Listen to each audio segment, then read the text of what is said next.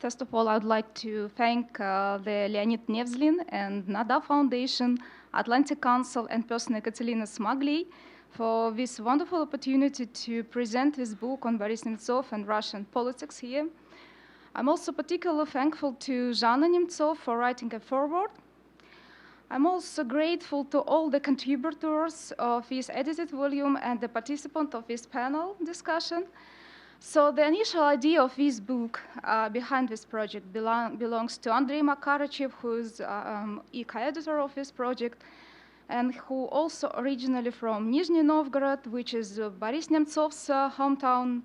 So the collection of articles about Nemtsov was morphed into a special issue of Democratization Journal in 2016. And this book is comprised of this collection with several new chapters, including one on Ukraine written by Kateryna Smagliy. So this book does not represent a political statement, rather it is an attempt to academically conceptualize the life and activities of Boris Nemtsov as a phenomenon representing two eras in Russia post-Soviet development, Boris Yeltsin's volatile 1990s and Vladimir Putin's illiberal backlash. So this is neither a lionization nor a demonization of Nemtsov figure, so that's why we wanted to present a palette of diverse views on his political legacy, which is not always complementary, but are sometimes critical. So they include observation by mostly Western experts who have personal experiences of either living or traveling to Nizhny Novgorod under his governorship. Another theme explored in this volume is Nemtsov's tireless campaigning against Russia's support for separatists in Donbass, which remains crucial not only for Ukraine, but also for Russia and Europe as a whole. Nemtsov's relentless criticism to the Sochi Olympics, which exposed egregious misappropriation of public funds, state mismanagement, and corporate embezzlement, are regaining significance in light of their coming World Cup in Russia. Nemtsov's trajectory is highly unusual in Russian political context, so having started as a provincial environmental activist, he charted an extremely expressive career, culminating in his brief tenure as the first deputy prime minister of Russia in 1998. As Putin's era dawned, he refused to integrate in the ruling elite, in contrast to many of his formerly liberal colleagues, including Sergei Kiriyenko and Anatoly Chubais. So Nemtsov personified radical resistance to the Putinist establishment based on the patronage networks and personal enrichment. And despite many zigzags in his political evolution, Nemtsov strongly believed in participatory democracy, whether it was through collecting 1 million signatures against the First Chechen War or organizing rallies for fair elections. Nemtsov was assassinated not long before a demonstration that he was supposed to lead against the war in Ukraine. And 2 years after his death, we are witnessing gradual institutionalization of Nemtsov's political legacy as manifested in the establishment of the Boris Nemtsov Foundation for Freedom, the Boris Nemtsov Forum, and more recently, the opening the Boris Nemtsov Academic Center for the Study of Russia at Charles University in Prague. His name was immortalized in public spaces through the Nemtsov Bridge action across the globe and a number of documentaries, including one by Vladimir Kara-Murza. The special symbolic significance is attached to the renaming of the square in front of the Russian embassy in Washington, D.C. this month. Fortunately, Nemtsov was not the only political romantic in Russia who believed in the idea of participatory democracy. His former cellmate, Alexei Navalny, is aspiring to implement it in action these days. Thank you.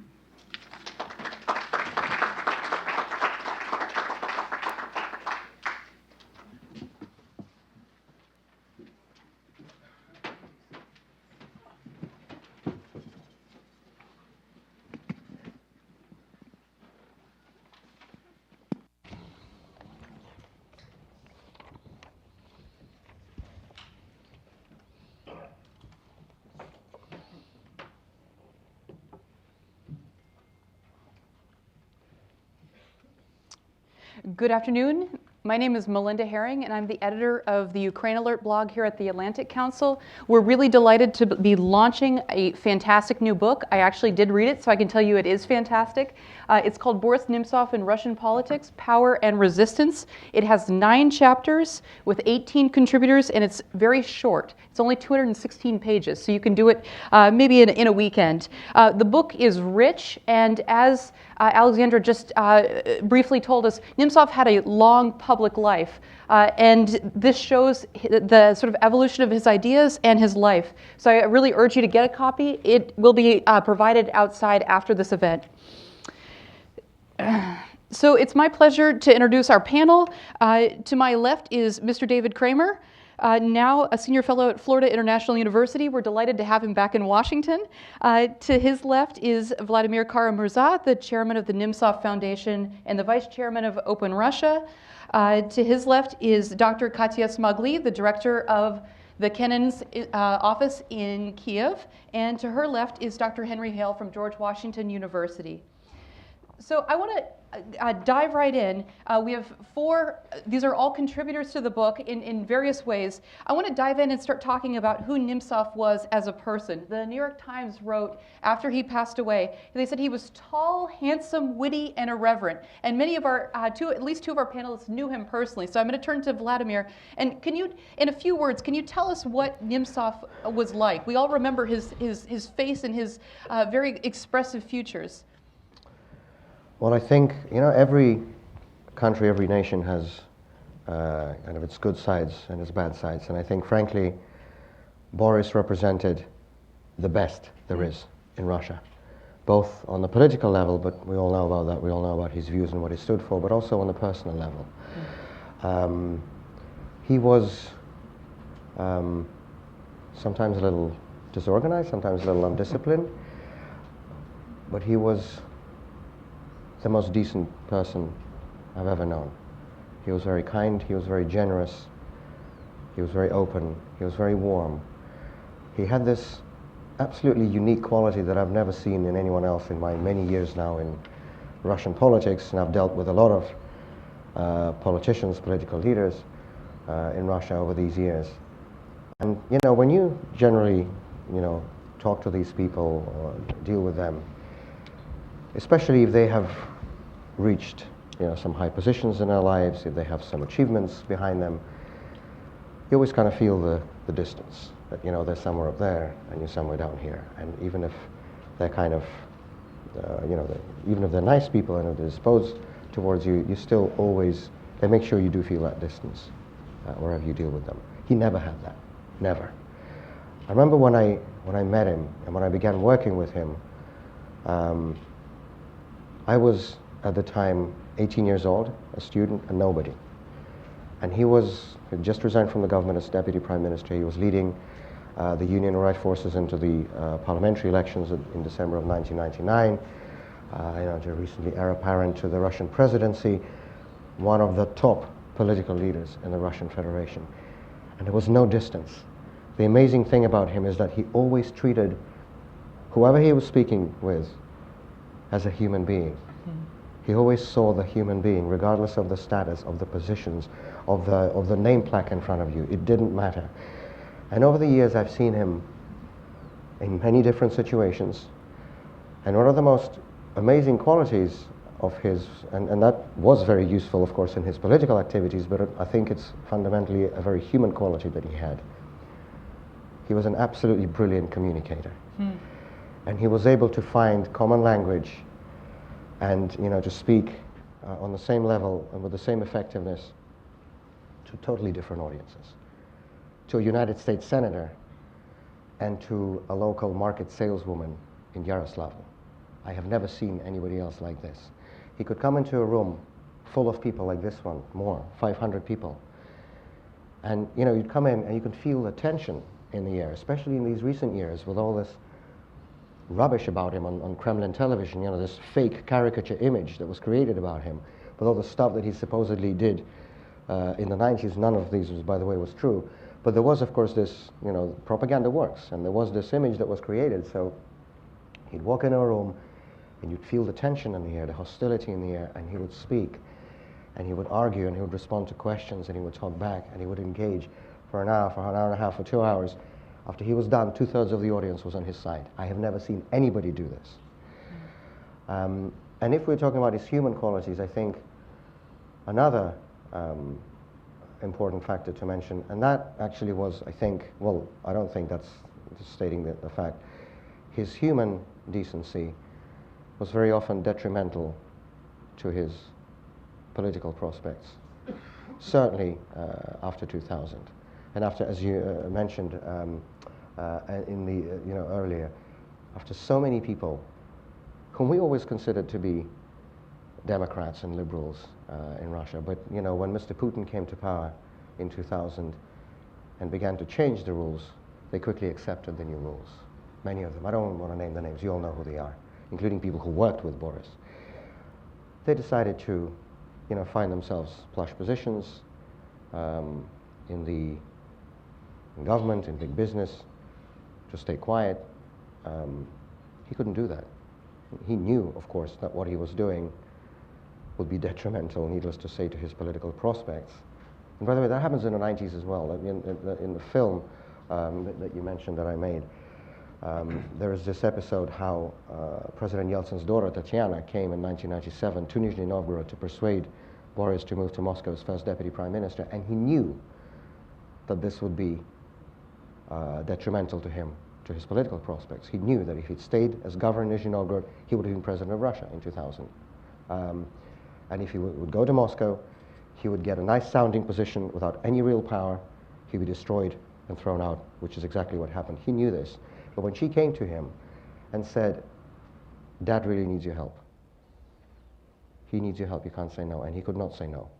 And so in the same way under Putin, when it would have been so much easier, so much more profitable, so much more expedient, and frankly so much safer for him to settle down, as so many others have, he chose to do what he did, because for him it was impossible to do something that he did not believe in, to say something he did not believe in. Even to stay silent for him would mean to be complicit in what this regime was doing. So even to stay silent was not an option. That was one question I had for you when I read your chapter. So Nemtsov is probably the most talented politician you've ever seen. You've elaborated all of all the qualities. Was he frustrated he never became the president of Russia? He was actually one of, and that's amazing for somebody who's reached such high-level positions in his life. He was always ready to shelve his own personal ambitions for the common good. And we saw this so many times, especially in later years in the opposition. And one of the most persistent problems of the Russian democratic opposition is that we can never unite. Everybody knows this. Yeah, you start laughing because that's been happening for years. He was always ready to kind of take a back seat if the common cause demanded it. And he did it so many times in Solidarity when the coalition was created back in 2008, then with the big protest in 2011, 2012. And so I'm not sure if I can say this publicly, but okay, I will. The cameras are running, so why not? Right. This was just as an example. So I think it was in 2010 when there was when there was the beginning of the movement for the Khimki forest. You remember the environmentalist movement against this project run by the Rottenberg brothers, one of the oligarch family really close to Mr. Putin, to build a high-speed road to Sheremetyevo airport through Khimki forest near Moscow. And there was this big environmental movement that was styling itself as distinctly non-political, that we are a civil society, environmentalist group, we want nothing to do with politicians. And Boris, of course, supported them. And in 2010, when they had a big rally on Pushkinskaya Square, he organized it. He paid for everything, all the loudspeakers, the stage, everything that the organization demanded. And then he just stepped back. He said, "Okay, you want it to be non-political? I'm not going to even turn up there because if you don't want it, that's fine." And he never. I found out about this a couple of months ago. He never even said it. He never bragged about what he did. And that's not a quality you usually associate with politicians. He did have personal ambitions, of course. I mean, we once had this conversation. I asked him directly what you just asked me about him. I said, "Do you want to be president of Russia?" And he responded with this, famous Russian proverb. It's about a soldier who doesn't want to be a general. So he did, but it was not for him. I mean, it did not mean that he was prepared to do anything to achieve it, because if he was, he would have been president of Russia. He would have made a deal with the oligarchs in 97, 98, instead of going against them, as Putin did in the end. But you know, he really rejected that Stalinist principle that the ends justify the means. Yeah. For him, the means were as important. And so, yes, he did want to become president of Russia, but he wanted to become president of Russia in order to effect the things he wanted. And he certainly was not prepared to walk over people and to break his own principles to achieve it. But I think, and this is my honest opinion, that had he lived, he would have one day become the leader of Russia, whatever it would be called, president or prime minister if we have a parliamentary republic, because frankly, there is no one of such caliber, of such stature, of such human qualities, but also with such successful government experience as he has. I mean, almost nobody in the Russian opposition today has government experience for obvious reasons, because we've had the same regime now for almost 2 decades. It's difficult. But he did, and it was successful. And I think if he had become president, what a different, not only Russia, but what a different world would we be living in. What a different world. Let me bring David and Henry in. There's this idea that Nemtsov was a spent force. This is a very common idea that you hear in the literature and in public discourse, that he was, you know, a big figure in the 90s, but that was sort of his high water mark. What, David and then Henry, what do you make of that argument? Well, first, Melinda, thanks for organizing this. Thanks for inviting me. There aren't many reasons I want to come back to Washington from Miami these days. And the temperature in Miami when I left this morning was 75 degrees. So it's really nice to be back here. You're going to go back soon, though, right? I'll have that tomorrow. Back in a few hours. But an event on Boris Nemtsov is definitely one of the reasons I would be here, and also to be with friends up here on the panel. I think that speaks even more highly of Nemtsov. The fact that polls showed him at fairly low numbers, he didn't care. I mean, he cared. He would have liked to have had higher numbers. Everyone would. But he just believed that what he was doing was right, that it was the principled thing to do. And if he could persuade one person in a room, then that would be a victory. If he could persuade a lot more, that would be a bigger victory. But I think he was determined to show that there are people in Russia, and there are many, because I think there's a tendency in this city and in the West more broadly to dismiss the whole country, to equate Putin with Russia and Russia with Putin. It is not the case. But Nemtsov was certainly one person who represented the good of Russia, the future of Russia, the decency. We discussed before coming out here. I think the word decency is so fitting in talking about Boris. And somebody who, despite great odds, including low numbers, was determined to go out there and fight the good fight, and he wouldn't be deterred. That takes something that I certainly don't have. I think a lot of us don't have. You have it. But it's something that is innate, and it's something that he was driven by. Listening to you saying if only he were president, we would be having such a different conversation on so many different levels in so many different places. We would not be where we are now. We would not be talking about the most repressive state of human rights in Russia since the breakup of the Soviet Union. Tensions between Russia and the West, and those are largely due to Mr. Putin. Not to pin everything on him, but if we had a different leader like Boris Nemtsov, things would be very different. Thanks, David. Henry? Yeah, once again, I would also thank the organizers of this and the editors of the book. I would just pick up on this by saying, I think this relates partly back to what Vladimir was saying, that going to Moscow in 1997, assuming such a high position, it initially helped his popularity, giving him more credibility, but then fairly predictably led him to be associated with a lot of the problems that were going on in the 1990s, the financial collapse and other things. And so he became sort of, tainted in public opinion, by association, essentially. And so I think there's a key distinction, of course, between being a spent force in reality and being perceived as a spent force. So, certainly by 2012, if you asked in public opinion polls, as some of my associates and I had done, is this person more a person whose time is yet to come, a person whose time is essentially already passed, or a person who is needed today? As of 2012, the predominant opinion was that he was somebody who was basically a figure of the past. His prominent position in government had been in the past. In recent times, he hadn't figured highly in the presidential ratings, and of course he's been shut out of media by a large degree. So already by that time, you had like a fifth of the population not even knowing who he was, or at least not saying that in public opinion polls. But by the same token, along the lines of what David said, I would definitely not call him a spent force. He was continually finding new ways to advocate for what he believed in. Whether it's running for the mayor of Sochi or leading opposition protests, and he was one of the first to be arrested in 2011. Even before the big protest wave got started there. So I think he had this kind of internal drive that was constantly making him a force in politics, even though he might not have figured at that time in the presidential ratings races that would show up in the opinion polls. Can I add one thing? Sorry. If he were a spent force, he'd still be alive today. He was not a spent force.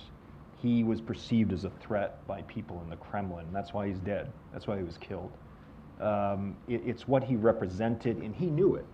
You and I think both had conversations with him. He knew he was under the gun, literally, sadly, at the end. And he was, as any human would be, I think, worried about his future, about his welfare, and yet he kept going. And so if he had been a spent force, they would have ignored him. But they recognized that he represented something that was so opposite of what the authorities in Moscow represent, that he could have become a much greater political force than he was at the time. And just on this question of spent force, I just want to remind all of us that Boris Nemtsov became the first, and so far the only, non-systemic opposition leader in Russia who actually managed to win an election in Putin's Russia, when in 2013 he was elected to the regional parliament in Yaroslavl.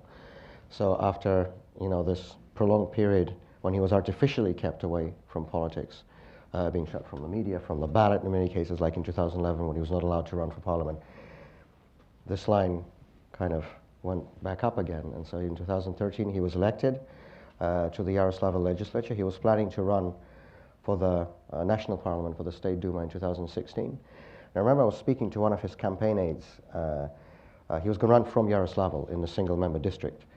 And I was speaking with one of his campaign aides, I think it was literally a week before he was killed, at the end of February 2015. And he said that they'd just set up the campaign organization, and they took the first poll in Yaroslavl, and his starting poll number was 25%. And people who understand much more about this than I do, the political scientists and technologists, say that to have a starting point of 25% before you even do anything, before you have any leaflets, any newspapers, any canvassing, nothing, that's a really high number. And I think there was a really high possibility that in 2016 he would have been elected back into the national parliament, and I don't need to tell you what that would have meant in the conditions of absolutely scorched earth that we have in politics in Russia today, to have Boris Nemtsov as a member of the Russian parliament. And he was seriously considering, he only said it to a few close friends, he never had time to say it publicly, but he was seriously considering running against Putin in 2018, this year. Of course, he knew he was never be allowed to win, but that wasn't the point. The point was to kind of focus this alternative and to present this alternative. And as David just said, sometimes in Russia, things, it takes something as horrific as this to finally settle all the questions. And there's no question that he was the strongest one because he had such a combination of qualities that we discussed. And I was interviewed a few weeks ago by, it was for an American journal, and the journalist asked me, he said, I apologize for the awkwardness of this question because I know you were a close friend, but do you think whoever killed him made a mistake? And I said, well, my answer is going to sound even more awkward because no, I don't think they did. they killed the strongest one of all of us. Katya, we're going to bring you in just a minute. While we're on this subject, I'd like to ask you, because you've been poisoned twice. Many of your Russian liberals have been put in jail. There's a lot of pressure being a Russian liberal today. How did Nemtsov cope with all this stress? Did he think about it? Was it part of his mentality, or did he just ignore it? He, well, those of us who knew him closely, I mean, he was a normal human being. He didn't enjoy having ammonia thrown in his eyes, or a toilet thrown in his car, or being, hot chocolate or eggs wherever he went, and some, clowns, idiots heckling him everywhere, paid clowns. He didn't enjoy that. No, he would rather that not have happened. But he never showed it publicly. He never ever showed weakness in public. That was something that was unacceptable to him. But I think fundamentally, and this is the most important, I remember 13 years ago now, I made a documentary about the Soviet-era dissidents. And there was, one of the people I interviewed was Vladimir Kara-Murza, and he said this, to respond to one of the questions, he said, I asked him something similar to what you just asked, how did you take all of this, and why did you carry on? He said, and at the time I didn't think too much of it, because that was still the early Putin years, where we're not in the same situation we are today, so not so many people in prison or dead. But he said, the most important thing is to realize that you are right. If you realize that what you're doing is right, it's much easier to take and to persevere and to carry on despite. And now, after all these years, I know exactly what he means. And I think this was the main thing that, carried Boris forward. He knew that what he was doing was right and was patriotic. He didn't like the word because it's been smeared now by the use of the Kremlin propaganda, but I mean it in a very good way. He was a genuine Russian patriot. He wanted the best for his country. He thought that, this group of kleptocrats that has been misruling Russia for the past 18 years, he thought they're destroying the prospects for our country, and he wasn't going to be silent in the face of that. So I think that the fundamental thing was that he was absolutely certain that what he was doing was right and good and principled, and he was prepared to take the consequences. And one of the most remarkable things about Nemtsov is that he wasn't only an enormous figure in Russia, he was also an enormous figure in Ukraine. And this is one of the, I think, best chapters in the book. It's the last chapter by Katya, and she calls him the most ardent Russian supporter of Ukraine's democracy. Can you tell us a little bit about the role he's played in Ukraine's democracy, both with the Orange Revolution and the Euromaidan Revolution? Thank you. Thank you, Melinda. Yes, of course, Nemtsov was a very popular figure in Ukraine. I remember when I interviewed Oleg Rybatchuk, who at the time was a supporter of Viktor Yushchenko, he remembered an episode when Nemtsov was walking down a street in Odessa. It was a sunny May day, people wearing vyshyvanka. We have a holiday, vyshyvanka day, and Nemtsov was also wearing a Ukrainian vyshyvanka, and he told the media and he told his friends that he felt very comfortable in Ukraine because ordinary Odessites at the time could come to him, talk to him, shake his hand. And I even found an interview which he gave in 2008 at one of the Russian opposition radio stations in New York, where he said that since his voice is simply shut down in Russia, he is now more popular figure, more popular politician in Ukraine, and more known even politician in Ukraine than he was in Russia. As you remember, he actively even participated in the Orange Revolution. He was speaking to the crowds from the podium. After the Orange Revolution, he became President Yushchenko's advisor on relations with Russia and on bringing investments into Ukraine. During the Euromaidan, unfortunately, he was stopped at the border with Ukraine. Yanukovych was so afraid of him addressing the crowd at Euromaidan that he was simply not let to enter Ukraine's territory. But still, he addressed Ukrainians by a TV bridge from Moscow, where he provided a lot of advice and encouraged everyone to keep the stamina, to keep the good work. So yes, he did provide a lot of kind of moral encouragement. And of course, for us, the most critical episode of his political career was the report that he prepared, Putin the War, which is widely known in the West, presented at the Council of Europe, which allowed to detail and provide documented evidence of the Russian presence in Donbass, military presence in Donbass. And to the best of my knowledge, Nemtsov was really the only politician in Russia who took such a meticulous effort to document all these crimes committed by the Putin regime. That in the title of my chapter, I quote Nemtsov directly. He said in one of his interviews that he supports Ukraine so strongly because Ukraine's success gives Russia a chance. And although many in the West, in the past and even now, portray Ukraine once again as a basket case, as a country that is losing the drive with reforms, a country that cannot get out of this vicious circle of corruption, etc. Nemtsov encouraged not to lose hope and said that yes, reforms are never easy, but Ukraine has come Ukraine has made such a big progress with its democratization, which Russia would have to pass for 100 years. And in some of the interviews, he even talked about Ukraine as about his guiding star, the country that always inspires him. And that whereas Yeltsin, he often compared Yeltsin and Yushchenko, made also this very big leap with democratization in Russia. Nevertheless, in his opinion, Yushchenko's legacy is much more stronger because his democratization efforts ensure that Ukraine will stay as a democratic state forever. And this was very, very inspiring and encouraging. And I remember the only day when I saw Nemtsov personally. At that time, I was serving at the U.S. Embassy with Ambassador Herbst, and was responsible for relations with Verkhovna Rada.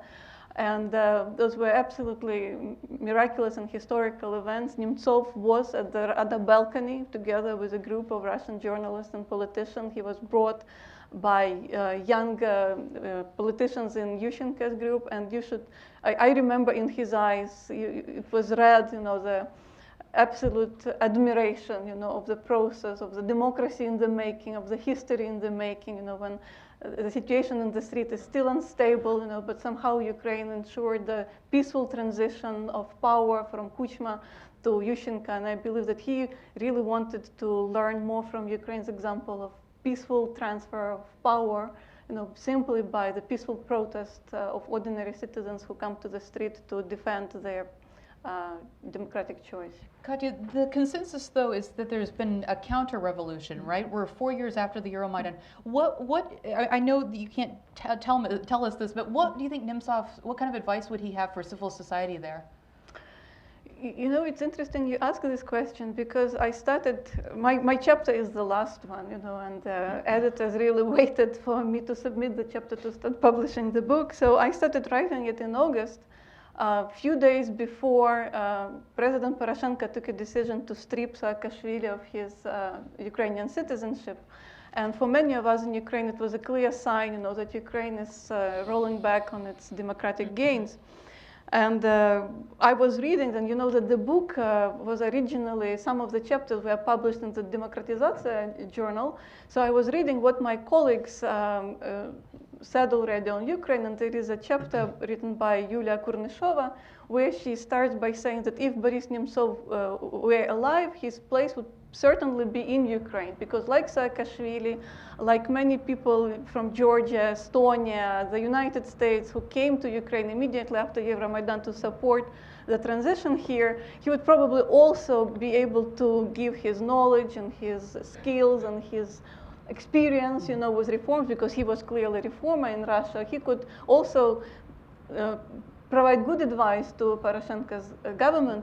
And then I remember sitting and thinking, my gosh, but what if indeed Nemtsov were alive today? Would he feel discouraged? Would he feel demoralized? What kind of argument would he have for his supporters in Russia, who daily get maybe sometimes a propagandistic message that in Ukraine everything is bad. But indeed we see, there are some elements, that show us that things are not developing in the right direction.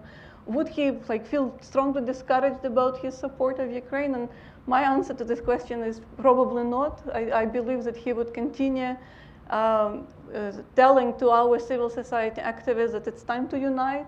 Vladimir has just mentioned, that the Russian opposition is very disunited, and this is the lesson that he learned from his past, that to ensure that you stay on the path of reforms, there should be some unity among the reformers. You cannot switch sides. And starting from your very first question, like who Boris Nemtsov was and how can we characterize him, in my opinion, he is the best world example of the ethical and moral leader, ethical and character-driven leader, because for him, and even I now quote him directly in one of his interviews, he said that, again, the journalists tried to tease him and to portray him as a loser, you know, who could make a tremendous career and never made it. And Nemtsov answered this question in a very decent and a very modest way. He said that whenever I have a chance to choose between career and values, I always choose values.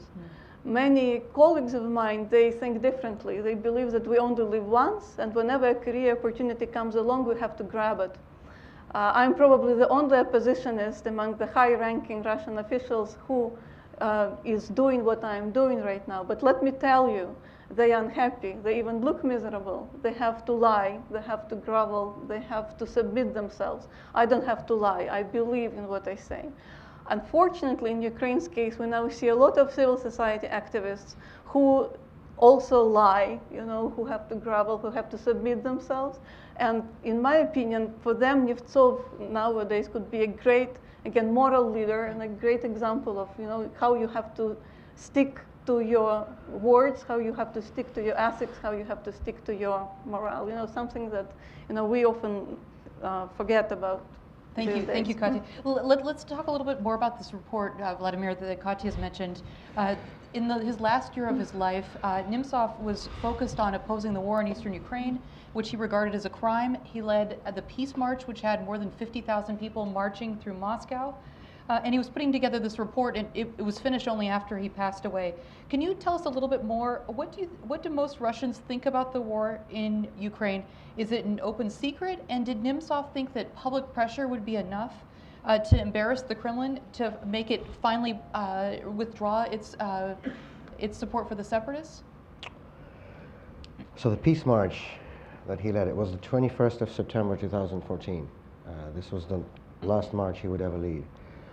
And I remember I think it was a Saturday, and we didn't really know what to expect because, of course, as you know, all television channels in Russia have long been controlled by the states, or what, you know, the image they create has nothing to do with actual public opinion. But of course, you know, just looking at them and looking at all this hysteria that was created around first Crimea and then eastern Ukraine, we ourselves were not sure how many people would actually turn out, because this was very specifically and very explicitly a march against Putin's war on Ukraine. Yeah. So we didn't know what to expect.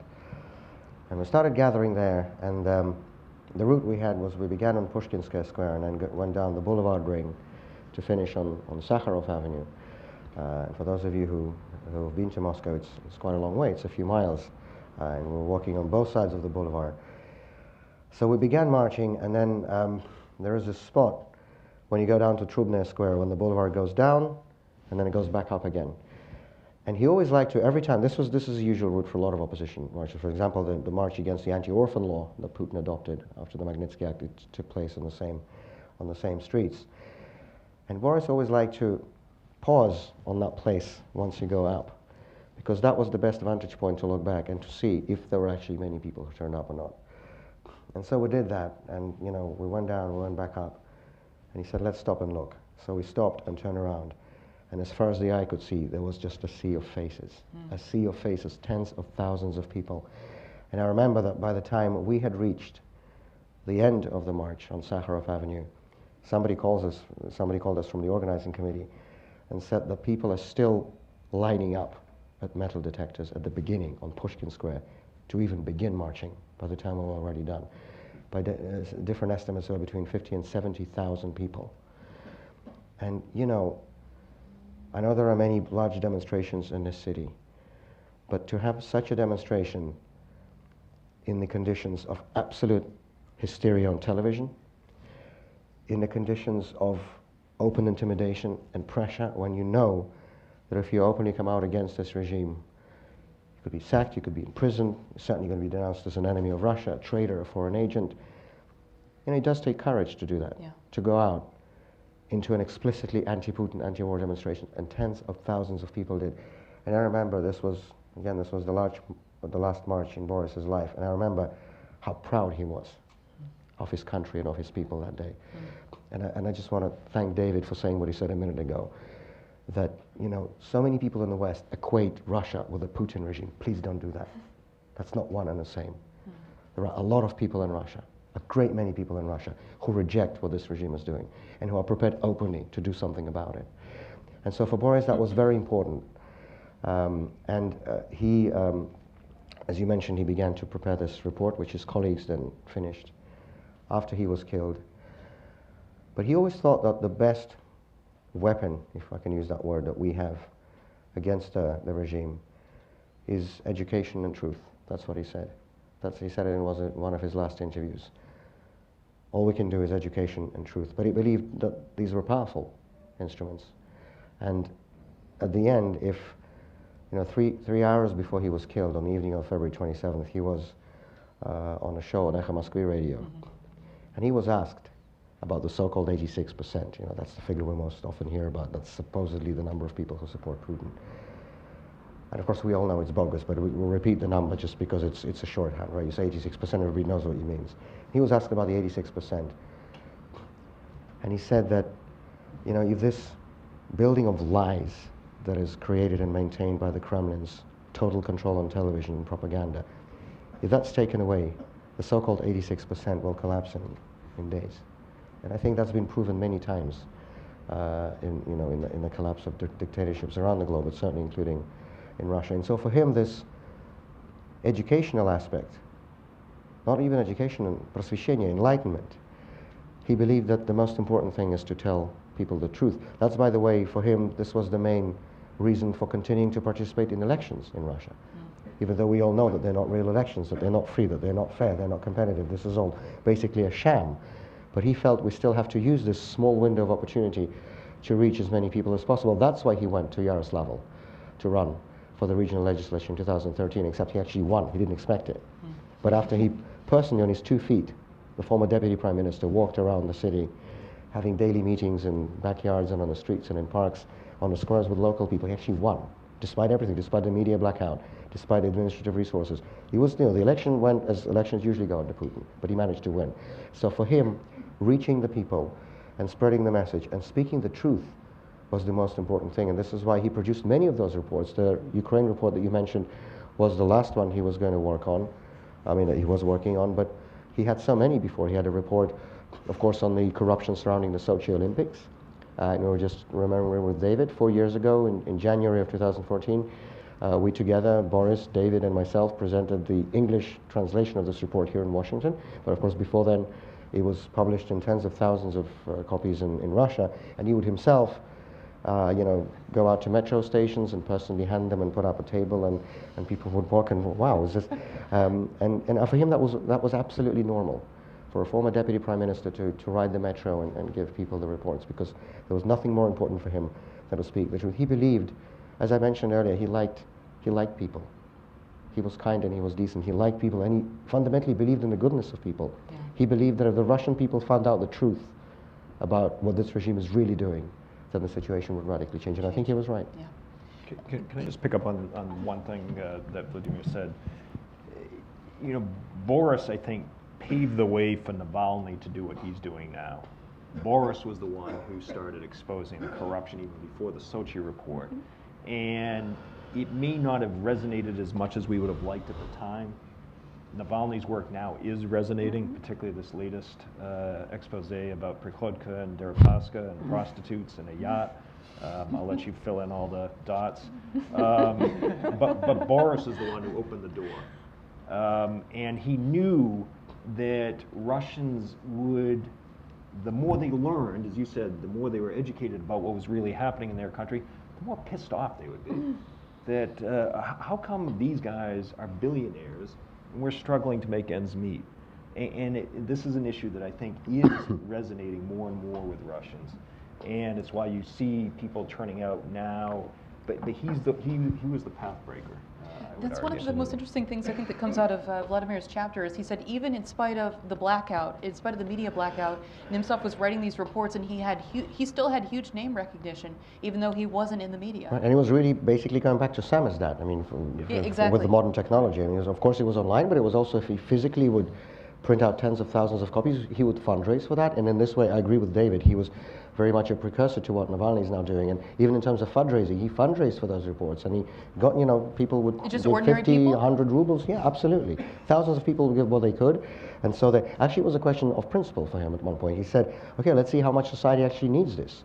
So we'll print as many copies as people, as we fundraise for. And he printed tens of thousands of copies and he had a report on corruption in Gazprom, he had a report on general corruption in the government, on Lushkov, of course on the Sochi Olympics, on many, many other things connected with the energy sector, with all the planes, yachts, villas yeah, you're right. I mean, they're exactly the things that Navalny are doing, except he was doing them 10 years ago.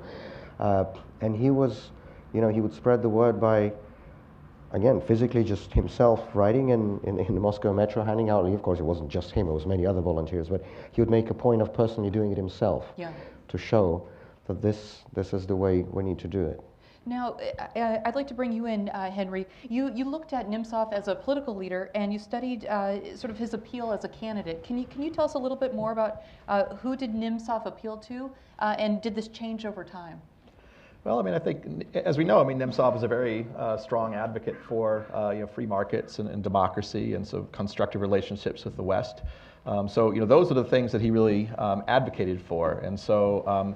In political competition, of course, just being associated with ideas that have a certain basis of support doesn't mean that you necessarily reap all of that support, because there are other people that are competing for some of those ideas. So I think one of the problems that he ran into, and whether this was sort of a mistaken political calculation or just uncertainty about what Putin was as of late 1999, it was basically, he was number 2 on the electoral bloc, the Union of Right Forces, which basically endorsed Putin or was supportive of Putin. Largely, I mean, driven by Anatoly Chubais, one of his colleagues, who saw Putin as a vehicle for economic reforms. So he did not stand out in strong opposition to Putin at that time.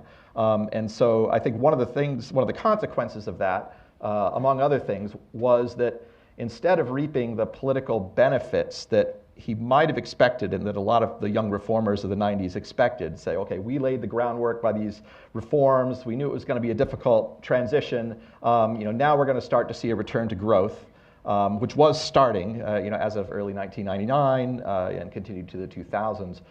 Putin was able to take away some of that support. So, people who thought that the economy was getting better tended to vote more systematically for Putin, or say they would vote for him. Although, he was still getting some of that support from supporters of the 1990s reforms earlier.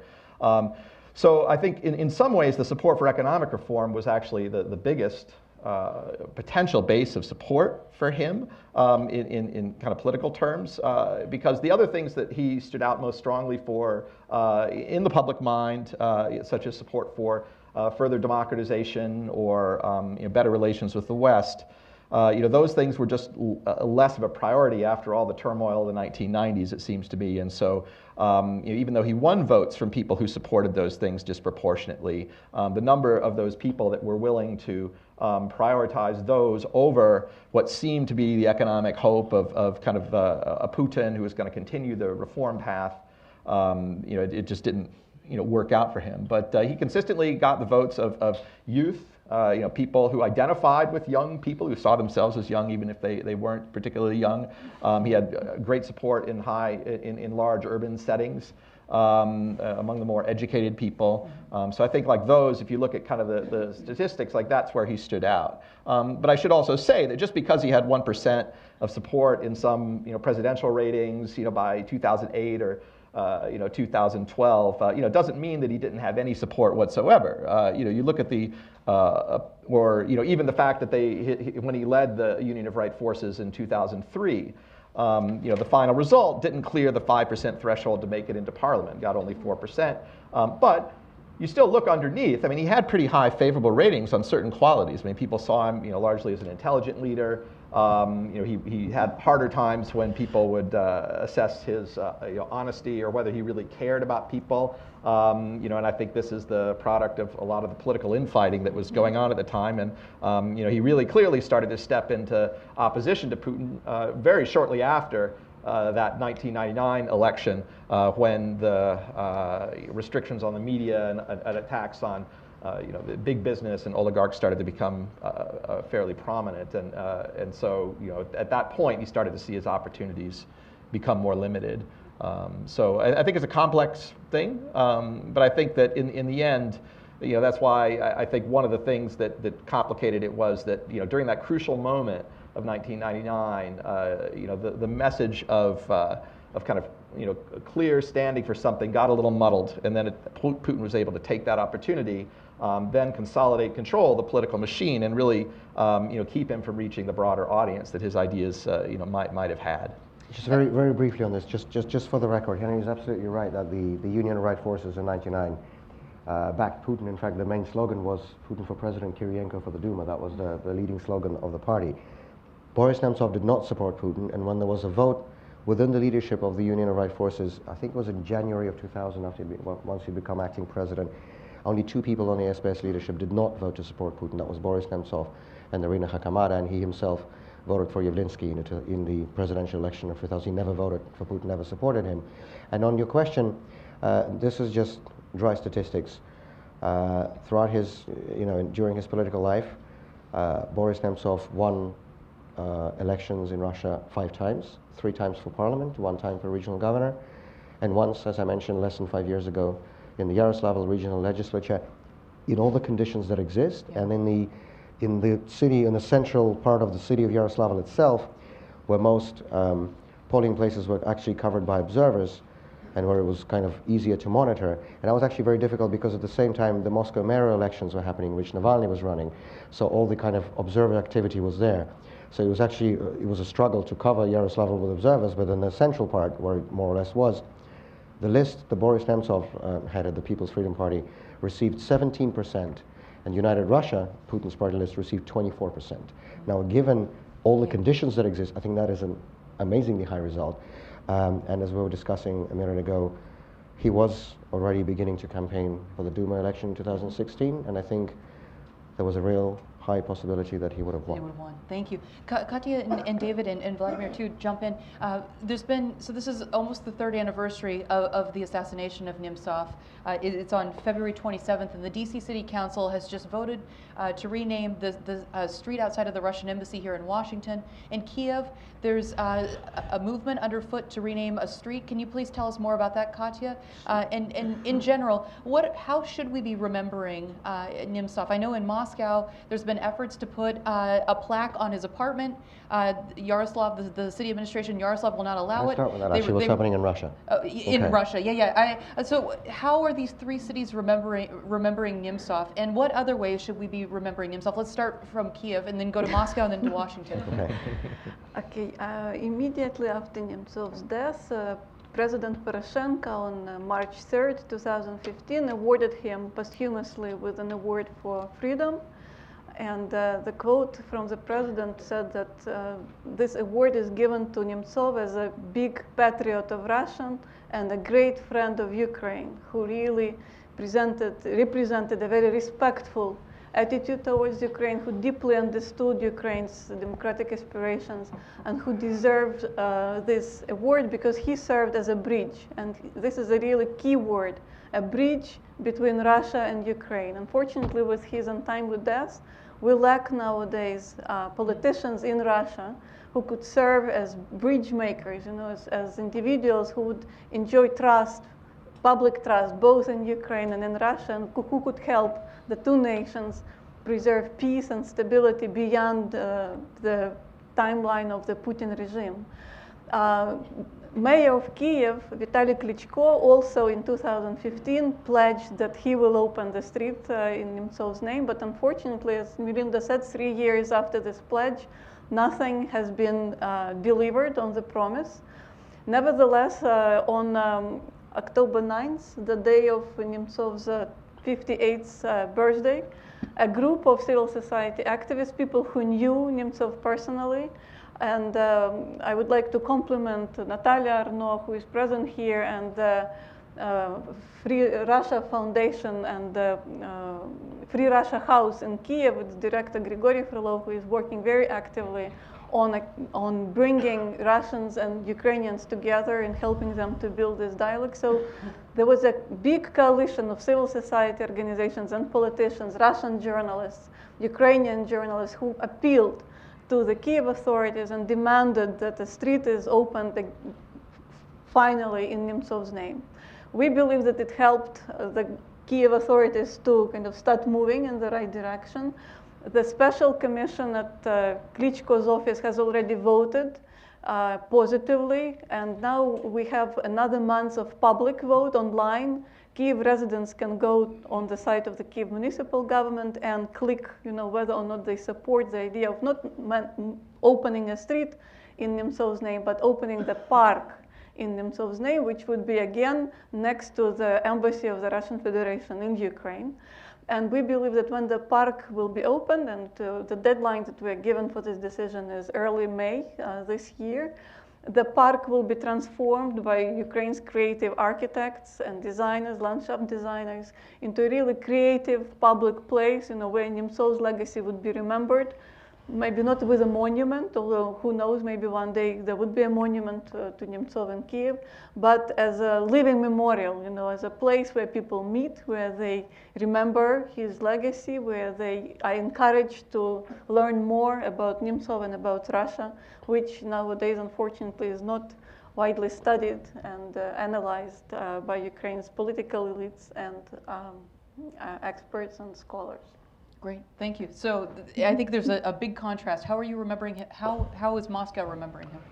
So actually, literally just today, my colleagues have finalized and announced plans for a memory march, which will take place on February 25th, because it's a Sunday. It's more convenient for people on a weekend.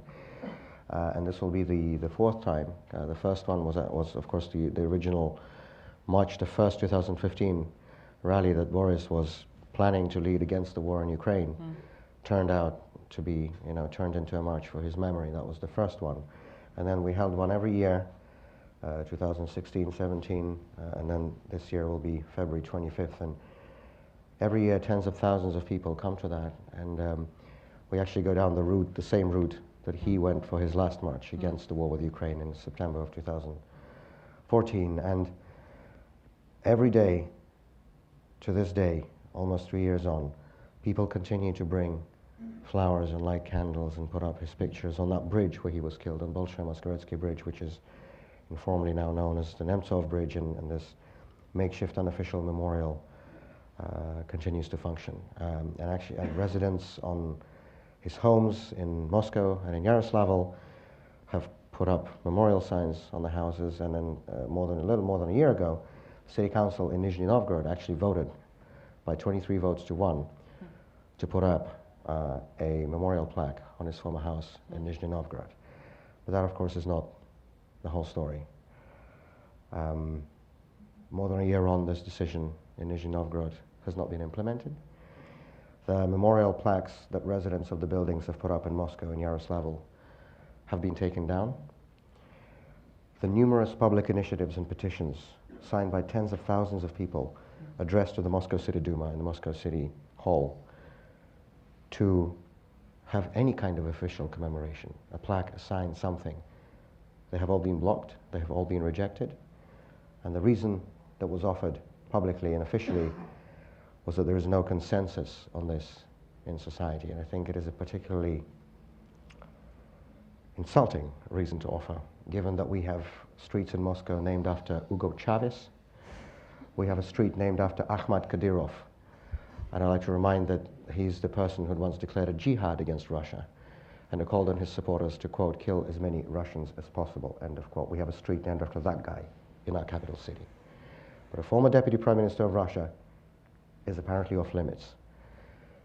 And almost every night, at least several times a month, in the middle of the night, the Moscow authorities and the Moscow police come on that bridge and steal away the flowers and the candles and the ports, to put them in big bags, put them on rubbish bins and drive away. And there are videos of this. You can see them on YouTube and on Facebook They're absolutely mind-boggling.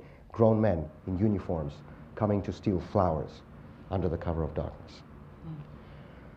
And so the astonishing fact is that the Kremlin is still continuing to fight Boris Nemtsov today, almost 3 years since he was killed. What was Putin's immediate reaction after Nemtsov was killed?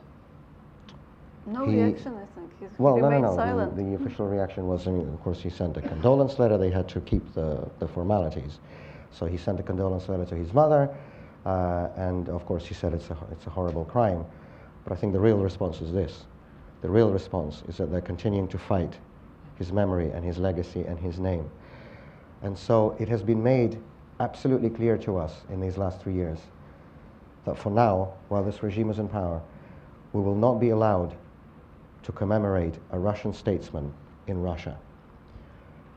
And so You have to do it in Kiev or Washington, and so what we're doing in these conditions is we decided to do it where we can, in democratic countries that don't have to wait for a change of government like we do. And so about 2 years ago now, we began working with members of Congress from both parties. And less than a year ago, actually, on February 27th of 2017, a bipartisan congressional bill was introduced in the Senate to do precisely this, to designate a street in front of the Russian embassy as Boris Nemtsov Plaza. It quickly made its way through committee. It had strong bipartisan support at very good level. On the Republican side, it's Senator Rubio, Senator McCain, Senator Wicker, and others. On the Democratic side, we have Senator Coons, Senator Dick Durbin, the number 2 Democrat in the Senate, Senator Jean Shaheen, and others again. And so the bill quickly made its way through committee, and then in the summer of this year, it was blocked by Bob Corker, chairman of last year, thank you, summer of last year in 2017, it was blocked by Senator Bob Corker, chairman of the Foreign Relations Committee, after which, and we are deeply grateful to them for that, the Council of the District of Columbia stepped in and took the initiative into their hands. And in the last few weeks, they have held hearings and votes, and finally, Alexandra Yatsyk, Boris's daughter, and myself came to testify publicly in front of the DC Council. And literally in the last few weeks, they have passed and enacted this law. And a couple of weeks from now, a little less, on February 27th, on the 3rd anniversary of the assassination of Boris Nemtsov, we will come here to Washington, his friends, family, his political colleagues, members of Congress, members of the DC Council, for the official public unveiling ceremony of Boris Nemtsov Plaza, just across the street, right in front of the Russian Embassy on Wisconsin Avenue Northwest. If any of you want to come, it's a public ceremony. It starts at 12 p.m., starts at noon on Tuesday, February 27th. And I want to say one thing. And this, of course, will be the first official commemoration for Boris Nemtsov anywhere in the world. We're very much hoping that the first official commemoration will be in our own country. And in fact, when the Nizhny Novgorod City Council passed it, remember many of us said that we thought this would never come under the present regime, and we were happy to be wrong. Unfortunately, we were not wrong. And so the first official commemoration will happen here. But I just want to say this. Of course, there is a precedent for this, as you know. In 1984, Congress, with the DC authorities, renamed the street in front of the then Soviet embassy, which is now the Russian ambassador's residence on 16th Street, in honor of Andrei Sakharov, the Sakharov Plaza. And I think you can imagine what the reaction from the Politburo and the Soviet Foreign Ministry was at the time. 6 years later, in 1990, we had a Sakharov Avenue in Moscow, and there were memorial plaques installed in his homes in Moscow and in Nizhny Novgorod.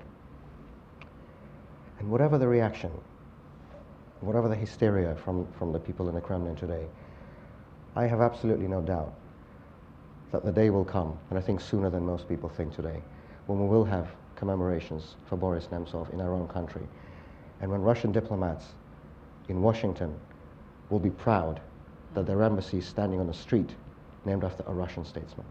May it be so. Let's open. We have 25 remaining minutes. So if you would like to ask a question has a question mark. It is not a statement. It does not have a period after it. So if you would like to ask a question, please raise your hand. When the microphone comes to you, please tell us your name and identify where you work. Do I have microphones? Okay. This gentleman back here with glasses. Hello, I'm Gregory Pfeiffer. I'm a journalist. Thank you all very much for your words. I think everything you've said is very, very important to say, especially today. there was a lot of talk about Boris Nemtsov, the opposition figure, less so about his high position in government. And I just wanted to direct a general question. He was quite divisive and controversial in the 1990s. There were various episodes. There was the white trousers, the Bielые штаны. There was Svyazin-Vest. There was his campaign to get people, bureaucrats, out of Mercedes and into Volga cars in 1998. And then, of course, in 1999, there was a tremendous campaign led by Evgeny Kiselyov, the news anchor, to essentially to smear him, I believe. Could you comment on his, just very generally, on his role in government?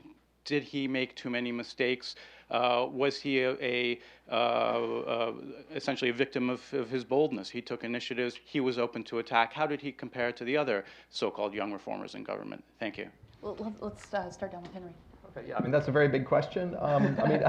Yeah, but a very good one. I guess my sense is that he came into the Yeltsin administration at a very difficult time, because this is a time when Yeltsin himself was ill. I mean, he was essentially a lame duck. I mean, he hadn't decided for sure whether or not he was going to be able to secure re-election yet. The economy hadn't really returned to growth at the time. So, it's hard to say exactly what, whether he was doing things right or wrong, and whether or not, politically, again, as Vladimir mentioned it, might have been a political mistake to get involved in that administration at that time. But I think what one, can say is that then, politically, he became very much part of the struggle between these different kind of power networks that were going on. I mean, Evgeny Kiselyov from NTV was backing someone other than the Kremlin, for the president, and Nemtsov at that time was seen as a figure of the Kremlin, a possible future successor of some point of some kind. And so you get caught in these different media wars, and it's going to be hard to come out of that clean, especially when, and again, I'd be interested in Vladimir's insight on this. If he himself is sort of, making his own presidential ambitions secondary. I mean, because he also, at that time, that would have been a very fortuitous time to, go up against the Kremlin and say, okay, I'm going to run for president and resign dramatically. And he did not decide to do that, and sort of put his own presidential ambitions secondary to the larger team that he was associated with. And so he kind of got smeared, but without the associated political benefits of that. But it was a very hard time to be a politician at that time, in power, when the economy is not growing. It had been expected to start growing for a while, certainly by a lot of the people inside. People are suffering economically, and the return to growth didn't occur until much later, and then somebody else wound up in position to reap the political credit. Did you want to comment? I do. Thank you for the question. It is a large question. I'll try our best to address the main gist of it. So, when I was making my documentary about Boris Nemtsov, we went to film to Nizhny Novgorod, and to this, Khrushchev-era Pятиэтажка, the 5-story Khrushchev apartments, where his family lives and where he lived as a young man, as a young student. And we went to film there, and we filmed, the kitchen and the gas oven, and all this stuff. And then we were coming down the stairs, and my cameraman turned to me and said, "So you're telling me this is the family of the former first deputy prime minister of Russia who lives here?" And I said, "Yeah." And he said, "I didn't think that could happen." And I said, "Well, it generally doesn't. He's the only one." He came he left the government with the same things that he came into it with. And as you know, that does not almost ever happen in Russia. He never profited from the high offices he has held, never. And I think that alone would have put him apart from anything and anybody else. But in terms of your more specific questions about government, I think, and it doesn't matter what I think, he said and he thought, as we discussed already, he thought this at the time, that his biggest mistake was to even go into government. Because what he did in Nizhny Novgorod, it was up to him. He was governor, he had the power, and we know what he did there. I mean, people called it the Russian economic miracle in the 90s, when, while everything else wasn't basically in ruins economically, Nizhny Novgorod was this hub of successful free market reforms under him, and he knew that if he would go to Moscow and be just one of the many without the ability to actually control things as he did when he was governor, he knew that this would not be very good for his political prospects. But as we were discussing, that was the moment when the human prevailed over the political. He could not say no to Yeltsin because he felt, he owed something to him, and when he was asking for his help, he felt he had to help. But when he was in government, he actually did quite a few important things. And people do remember the Volgas and the belly and the white trousers. First of all, on the Volgas, frankly, I fail to understand why it has been a matter of such ridicule, because I think for any country that has an automobile industry, it's unacceptable for government officials on taxpayer money to buy foreign cars. I don't know of many US government officials who would ride Mercedes or Volvos, or any German government officials who would ride Cadillacs. It's basically, it makes basic sense that if you use taxpayer money, you fund your own automobile industry, not somebody else's. So I fail to see any humor in that at all, by the way. And of course, I'm in no way comparing the quality of the automobiles, but that's beside the point. That is beside the point. On the actual things he did in government, in May of '97, he wrote and made Yeltsin sign the decree number 484, which for the first time in the 1,000-year history of Russia required all government officials to publicly declare their incomes and their property. And all the stuff that Navalny and his investigators are doing now to try to see all the secret assets of the government officials and comparing them to the public declarations, well, you have to have the public declarations to compare them with. And we have them because of the decree that Boris Nemtsov pushed through in May of '97. He did take on the oligarchs. He was, by the way, the one who introduced this term into modern Russian political language. He called them oligarchs. And he thought it was not okay that a small group of people tried to control the political life of what was at that time a democratic country. And he took them on. And that's why the Belые Shtаны came from, the white trousers. And I recently had a conversation with one of the people, I have no right to name him, but one of the people who was very influential in that television coverage, shall we say, on Boris Nemtsov. And of course, back then, and again, I think it needs to be stated now in 2018, that back then, most TV channels in Russia were not controlled by the government and were owned by these private individuals, the so-called oligarchs. And they did have this organized smear campaign against him. And one of the things that they kept showing over and over again is when, in July of '97, he came to meet the Azerbaijani president, Heydar Aliyev, in the airport, and he was wearing white trousers, like I am now, but I'm not deputy prime minister, I'm not meeting anybody at the airport, so that was a breach of protocol. And they kept showing it and showing it and showing it. And I recently had a conversation with this man, and he said, and I asked him about the white trousers, and he just put his hands and he said, well, we had to show the white trousers because there was nothing else. What else could we show in him? And I remember straight away that apartment in Khrushchevka. At this day, we have the first deputy prime minister who takes his dog to a dog show using a private plane, Shuvalov. And there was a deputy prime minister of Russia who came out of government with the same Khrushchevka apartment that he came into it with. I can name many other things. I think just the fact alone that it was he who organized and managed to put this in practice, the burial of the royal family in '98. That was him. He was the chairman of the government commission. And many people have told me this would not have happened to this day if it wasn't for him. And one of the people who is in my film, who worked with him in government, he said that Boris himself once told him, Victor, whatever else we did in government, people will forget about it soon. The fact that we buried the Tsar will always remain. And I can go on and on and on about what he did, but those are just some of the small things. Terrific. Terrific. Do we have any other questions? I know someone is desperate to ask about the elections. Let's take Miriam Lanskoy here in the middle. Are you planting a question? And then Kathy next to her. What's that? Are you planting a question? No, no, not at all. No. So thanks to all of you. This was a great panel. I wanted to ask, David had brought up this video that Navalny made, and today is a big day. It's a real showdown between Roskomnadzor, Navalny, and YouTube and Google. So, I think it was said correctly that Navalny is to some degree carries on Nemtsov's work on anti-corruption, and one of the reasons it's gotten greater attention, traction, is due to social media, due to effective campaigns using social media. And today, in a few hours, something is going to happen.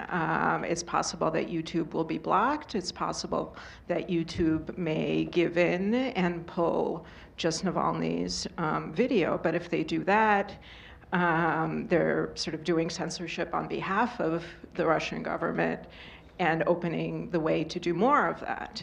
So I'm just kind of wondering, how important is social media for this kind of work in Russia? How important is this decision that's kind of waiting? We will soon learn something. And what are possible resolutions to all of this? Thanks. I think this is a big deal. I think this is one of the biggest scandals that we've seen, at least in recent years. And it's striking the Russian authorities took action almost immediately. Compare it to the video that was put out about Medvedev. They didn't do anything about it. They let it sit out there. Who's Medvedev? Right, exactly. Who's Medvedev? But Prikodka, don't mess with him. They move very quickly by comparison.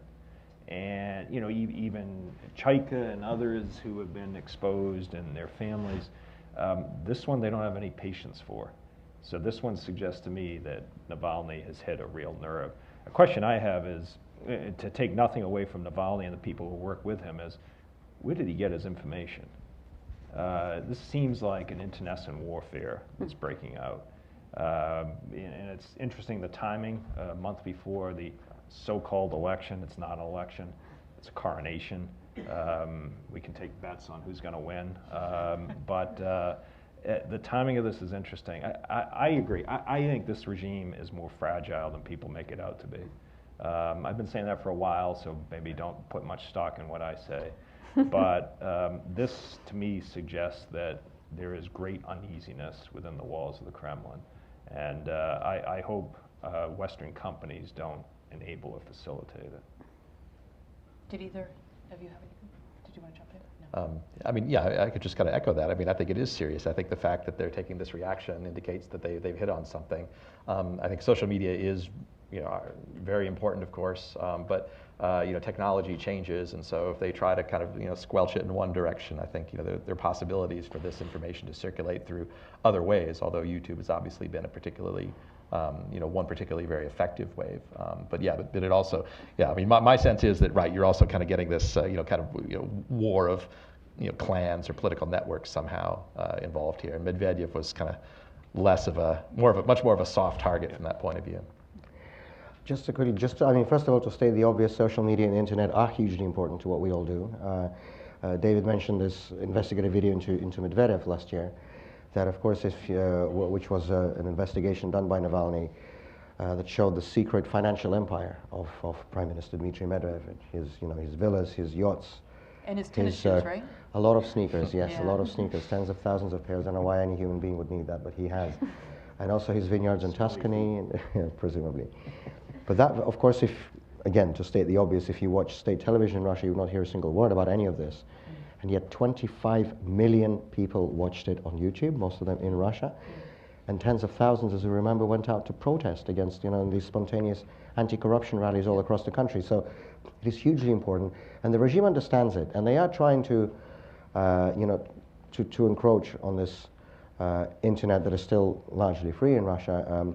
They try to do this in kind of specific ways. For example, last December, the Prosecutor General's office of the Russian Federation, Mr. Chaika, issued an order to block all the websites associated with our organization, Open Russia. The Open Russia website itself, also Open University, Mikhail Khodorkovsky's personal website. They did it ostensibly under the law against, quote, foreign undesirable organizations, even though Open Russia is a Russian movement and Mikhail Khodorkovsky is a Russian citizen. But such legal niceties never stopped our General Prosecutor's office. So they've blocked all of our websites. But I can tell you, you know, frankly, I'm a complete technical cretin. I don't understand the first thing about, you know, my 11-year-old daughter knows much more about all of this stuff than I do. But, you know, when I'm in Moscow, it takes me, I don't know, 40 seconds to open any of these quote-unquote blocked websites. You have VPNs, you have Opera Turbo, you have several ways. And several websites have been blocked for years now, like granny.ru, for example, an opposition news website. So, you know, the Russian people is a very innovative and creative people. We'll always find ways to go around it. But I think a much more serious question is actually, which was the question Miriam has raised, is the collaboration of Western companies and censoring on behalf of. So let's see what YouTube does today. To their credit, I have to say they did not block the Open Russia channel on YouTube. There was a request from the Russian Prosecutor General's office, in the same way there is now in Navalny. In December, they blocked all of our websites, and they wrote to Twitter and to YouTube asking them or requesting them to block the Twitter account and the YouTube account of Open Russia. They have not done it. They're still open, and nothing has been done. So let's see what happens today. But some Western companies have been collaborating to an extent that I think, frankly, is shameful. And for example, we know from people who have been tried and sentenced under the so-called Bolotnaya case. This was a rally against Putin in May of 2012. In several of those people who were tried, the FSB criminal case files contain transcripts of their Skype conversations. Skype is owned by Microsoft, and the transcripts were there not because they were hacked somehow or taken by the FSB, but because they were voluntarily given by Skype to the FSB, and these people were then tried on politically motivated grounds. So there is this collaboration from many Western companies with the political repression of the Putin regime, and I think this is completely unacceptable. Can I add one thing? What does it say about Putin and his regime, supposedly with such high, lofty approval rates, that they're afraid of videos? They're afraid of Ukrainians who go out in the streets and demand better from their government. They're afraid of Alexei Navalny running in the presidential election. They're afraid of flowers at a memorial site for a dead statesman. How secure are these guys?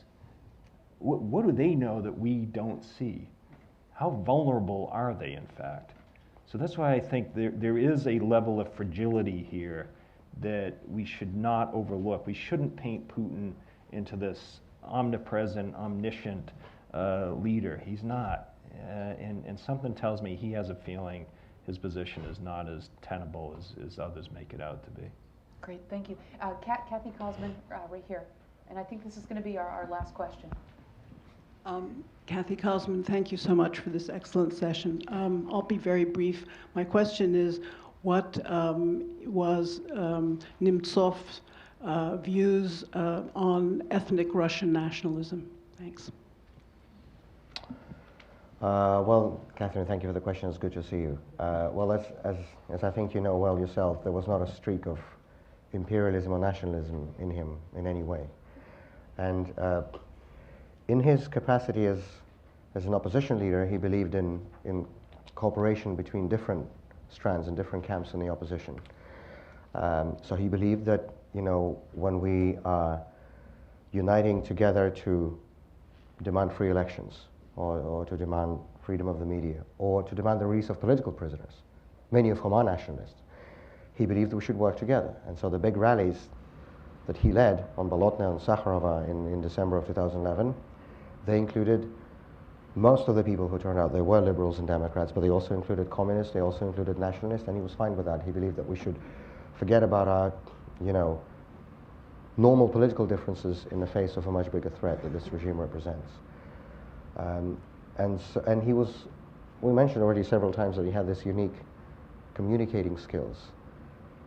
And I saw this personally many times, he would very easily communicate and talk on friendly terms with people who held hard right nationalist views, even though Boris himself was a liberal, of course. He was, of course, also ethnically Jewish, which, as you know, for nationalists is an important factor. But he would always just shelve that, his own personal views, when he believed that the common good was in question. But in terms of his own views, again, there was nothing nationalist or imperialist about him. And of course, when, as happened back in the 90s when we did have free elections, he ran always in opposition to the nationalist groups and parties.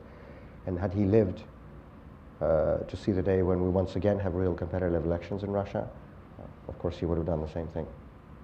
Thank you so very much. Could you put your hands together and help me thank our excellent panel today? Thank you very much. Thank you. And this is your last reminder. Please put February 27th at noon on your calendar for the opening of the Nemtsov Memorial in Washington. Thank you all very, very much.